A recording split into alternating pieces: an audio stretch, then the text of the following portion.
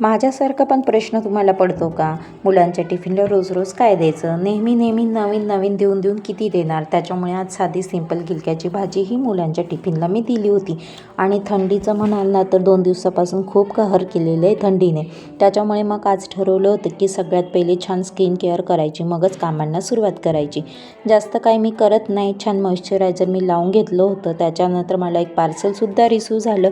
आता याच्यात काय हा प्रश्न तुम्हाला नक्कीच पडला असेल, ते तुम्हाला पुढे दिसणारच आहे.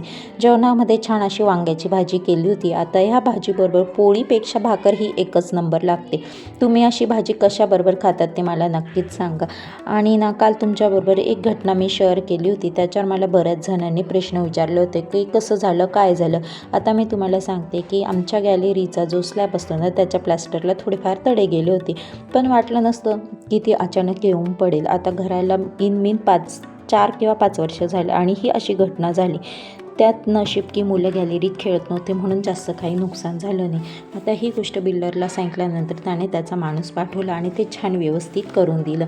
त्याच्यानंतरचा जो पसारा झाला ना तो विचारण्याच्या बाहेर झालेला होता. आणि ह्या पार्सलमध्ये होतं चार्जिंगचं लायटर.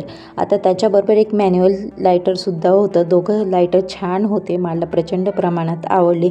आणि हे जे चार्जिंगचं लायटर म्हणाल ना हे वेगळंच आहे, म्हणजे कुठे पण आपण त्याचा यूज करू शकतो. सुरुवातीला मला वाटलं होतं की याच्यात कसं काय आग पेटत असेल, पण नाही, आहे छान आहे ते. किंमत त्याची म्हणाल तर थोडी कॉस्टली आहे. तर चला, असा होता आजचा दिवस. तुम्हाला कसं वाटलं नक्कीच सांगा. नवीन असाल तर सबस्क्राईब करायला बिलकुल विसरू नका. बाय.